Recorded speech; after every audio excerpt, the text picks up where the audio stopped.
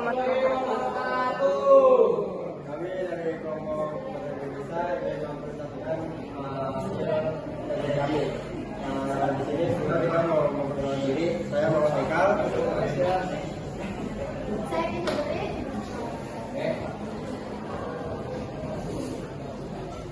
Yang pertama ada apa itu devisa? Devisa adalah alat pembayaran internasional yang digunakan untuk mempertransaksi ekonomi dengan luar negeri. Bentuknya seperti mata uang asing, emas, valuta asing, dan mata uang negeri lainnya. Intinya devisa adalah alat bayar untuk negara luar negeri. Lalu yang kedua ada devisa cadangan. Devisa cadangan disimpan oleh bank negara. Devisa cadangan disimpan di bank sentral seperti mata uang asing, emas, valuta asing, hak penarikan khusus, posisi cadangan IMF. Selanjutnya, selanjutnya ada penerimaan devisa. Semua pemasukan devisa dari luar negeri antara lain seperti ekspor barang dan jasa, pariwisata, TKI TKW, jasa pertambangan dan pertambangan internasional, investasi asing, serta hibah luar negeri. Selanjutnya ada pengeluaran devisa. Semua penggunaan devisa antara lain seperti impor barang dan jasa, membayar utang luar negeri, biaya perjalanan luar negeri, pembiayaan perusahaan asing, investasi luar negeri oleh negara atau perusahaan. Selanjutnya ada devisa umum. Devisa yang berasal dari transaksi ekonomi biasa, misalnya ekspor, jasa pariwisata, pengiriman uang dari luar negeri. Selanjutnya ada devisa kredit. Devisa yang berasal dari pinjaman luar negeri, seperti pinjaman pemerintah dan IMF, pinjaman luar negeri untuk pembayaran.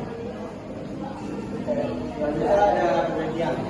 Di pertama itu ada sebagai alat pembayaran luar negeri digunakan untuk membayar jasa, utang luar negeri, transaksi, transaksi lainnya dan Indonesia negara tidak bisa bertanding dengan negara lain. Yang kedua itu menjaga stabilitas nilai tukar bank Indonesia, memakai cadangan devisa untuk menstabilkan nilai rupiah, terus mengatasi gejolak kurs. Yang ketiga itu ada membiayai pembangunan nasional. Jika cadangan devisa kuat, negara bisa membiayai pembangunan infrastruktur dan kemudian alat produksi dari luar negeri. Kita ada komponen devisa. Komponen atau penyusunan cadangan devisa meliputi A, valuta asing, mata uang negara lain yang dapat digunakan untuk transaksi internasional. Contohnya ada USD, Yen, Euro, pound lain. Terus B ada emas. Emas digunakan sebagai cadangan untuk menstabilkan nilai mata uang. Terus ada C surat berharga luar negeri, contoh obligasi negara lain, saham, dan sekuritas internasional.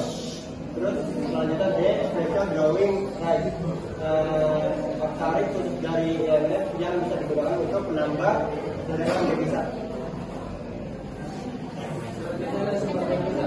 Sumber utama devisa negara ekspor barang dan jasa pariwisata, pinjaman luar negeri, investasi asing atau PMA, dalam negara Indonesia atau TKI, hibah dan bantuan luar negeri.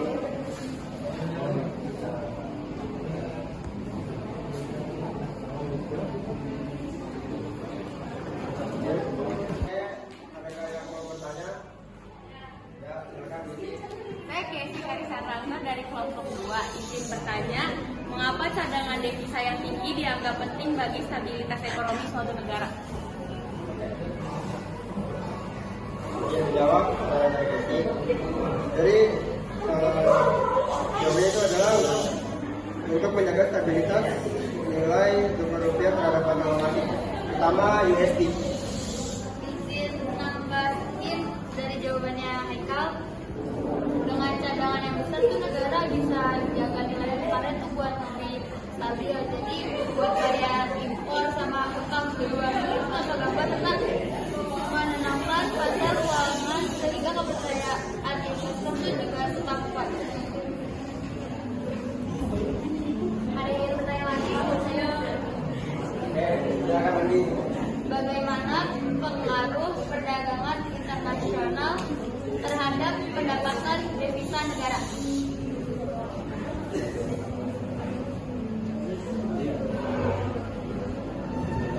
Menjawab pertanyaan dari Andi.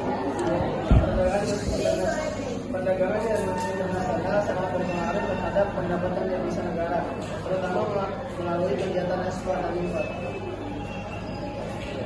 Izin menambahkan pernyataan dari Raisa, perdagangan internasional mempengaruhi pendapatan devisa negara, terutama melalui ekspor.